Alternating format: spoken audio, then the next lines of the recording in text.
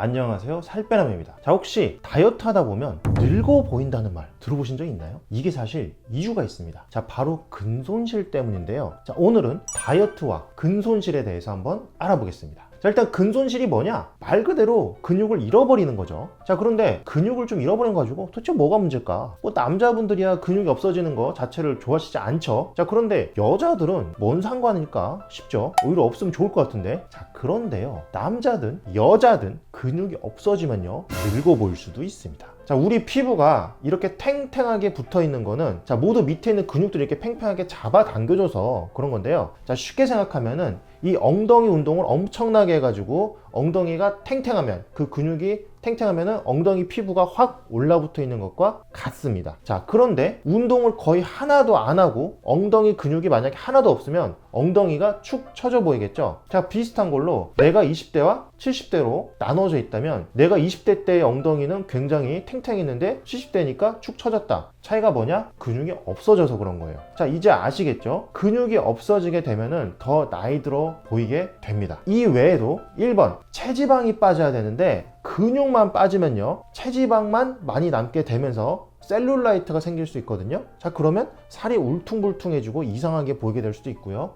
또 2번, 체중은 빠진 것 같은데 겉으로 보기에는 티도 안 나고 옷 피팅이 안 맞거나 사이즈가 줄지 않았을 수도 있습니다. 이거 왜 그러냐? 자, 같은 무게면은 근육이 부피가 더 작아요. 자, 그런데 만약에 근손실이 나서 근육 위주로 빠졌다. 그럼 부피가 별로 줄지를 않아서 그럴 수도 있습니다. 자, 그리고 또 3번, 가장 안 좋은 건데요. 자, 근손실이 많이 일어나면은 요요나 정체기가 올 확률이 확 올라갑니다. 자, 참고로 이 살이 찌기는 쉽고 빠지기는 굉장히 어렵죠. 자, 반대로요, 근육은 없어지는 건 굉장히 쉽고요, 만들기는 굉장히 어렵습니다. 자, 마드리드 폴리테크닉 대학의 2020년도 연구에 따르면 이 영양하고 운동이 완벽한 상황에서 한 달에 0.25에서 0.9kg 정도의 근육 성장이 이루어진다고 하죠. 따라서 이 근육 잃어도 그냥 근손실 나도 그냥 다시 만들면 되지, 이런 생각은 하지 마시고 돈 아끼듯이 근육을 아끼시는 게 좋습니다. 돈도 쓰기는 쉬워도 벌기는 어렵죠. 근육도 마찬가지입니다.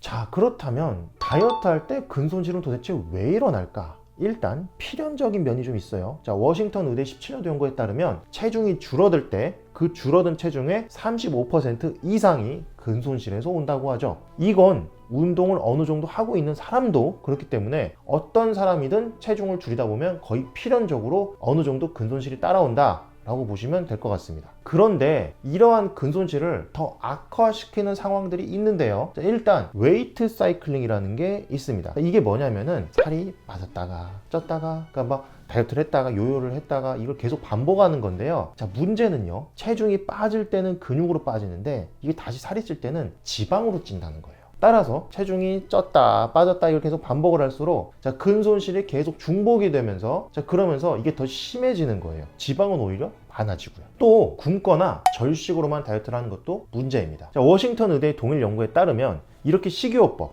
특히 칼로리 줄이는 방식으로만 다이어트를 할수록 근손실이 더 심해진다고 하죠. 반면에 이 식이요법과 운동을 병행한 경우엔 이 현상이 감소했습니다. 즉, 다이어트에 있어서 어느 정도의 근손실은 필연적일 수 있겠지만은 1. 계속 다이어트와 요요를 반복하든가, 아니면 2. 굶거나 양을 줄이는 식으로만 다이어트를 하면 근손실이 더 심해진다는 거죠.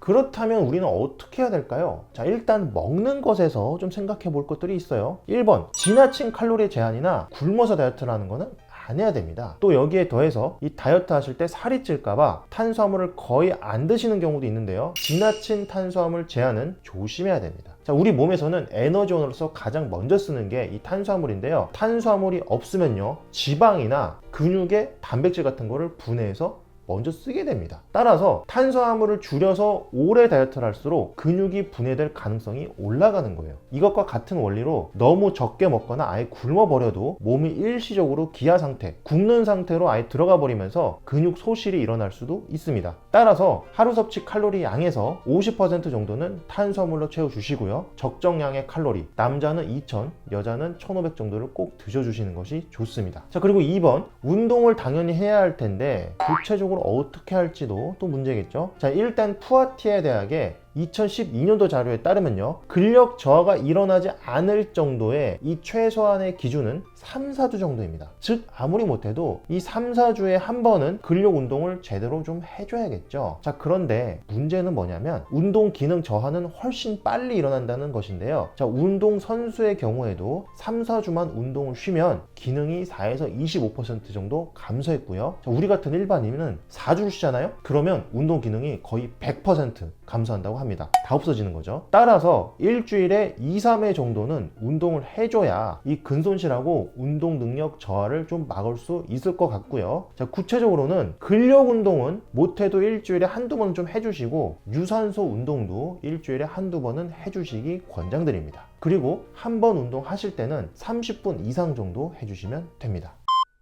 또 운동하기 전에 뭔가로 배를 약간 채워주는 것도 좋아요. 자, 공복 운동이 체지방 분해에는 좋을 수 있어요. 자, 그런데 근손실 방지와 이 근육 성장을 위해서는 공복 운동보다는 뭔가를 약간 먹고 운동하는 게 좋기 때문입니다. 자, 이거는요, 우리 근육이 쓰는 에너지원이 탄수화물에서 비롯된 글리코겐 때문인데요. 자, 이 글리코겐이 충분히 있어야 충분히 고강도로 운동을 잘 할 수 있고, 그래야 근육이 성장하고 유지될 수 있기 때문입니다. 물론 밥을 왕창 먹고 운동하면 안 되고요. 양은 적게 배가 빈 상태만 아니게 하는 정도로만 드셔야 되고요. 또 소화가 잘 되는 걸 좀 드셔야겠죠. 따라서 뭐 기름진 거, 매운 거, 체하기 좋은 거, 뭐 오징어, 떡 같은 거 이런 거를 많이 먹거나 하면 안 되겠죠. 또 종류는 가급적 좀 탄수화물 종류로 해주셔야 되는데, 그렇다고 그 탄수화물을 막 정제된 설탕 이런 거로 섭취할 수는 없어요. 그래서 과자, 아이스크림 이런 건 당연히 안 되겠고, 그러면 남는 보통 무난한 게 뭐 바나나, 견과류, 뭐 그릭 요거트, 과일, 채소 뭐 이런 것 등이 남겠죠. 마지막으로 운동 직전에 먹으면 옆구리가 좀 결릴 수 있어요. 그래서 가급적 운동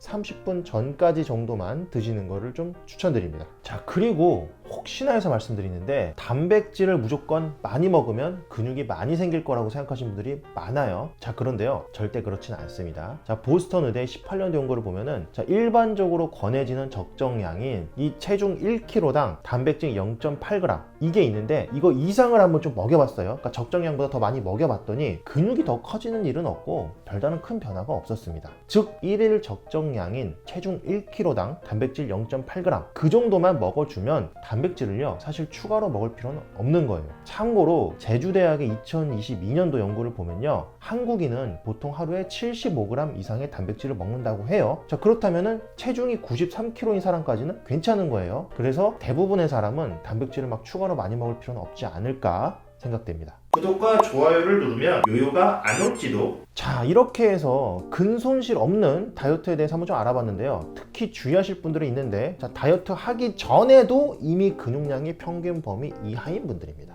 특히 여자분들 중에 이 겉으로 보기에는 비만은 아닌데 알고 보면 근육이 거의 없고 지방만 많아서 마른 비만인 분들이 굉장히 많아요. 자, 이런 분들이 보면은 막 체질적으로 근육도 잘 안 붙겠지만 평소에도 막 맛있는 것만 골라 먹고 막 불규칙하게 먹고 운동 거의 안 하기 때문에 근육량이 더 빠질 가능성이 매우 높습니다. 이런 분 더 조심하셔야겠고, 또 다른 경우는 다이어트를 하면서 체성분 측정기 써보시죠. 자, 그렇게 했을 때 근육량 감소가 이 체중 감소의 50% 이상을 넘어간 경우입니다. 예를 들어서 체중이 2kg 빠졌는데 근육이 1kg 이상 빠진 경우죠. 자, 아무리 제가 근손실이 전체 체중 감소의 35% 이상이 나올 수 있다고 했어도, 자, 이게 50%가 넘는 거는요, 너무 많이 빠지는 거예요. 자, 그럴 때는 뭔가 조치를 좀 취해야 되는 상황입니다. 자, 우리 패밀리 여러분들은 이런 상황들이 있다면 근손실 꼭 주의하시고 다이어트 하면서 근육량도 잘 챙겨주시기 바랍니다. 자, 오늘도 다이어트와 건강을 위해서 열심히 공부하시고 노력하시는 우리 패밀리 여러분들, 저는 여러분들이 정말로 자랑스럽습니다.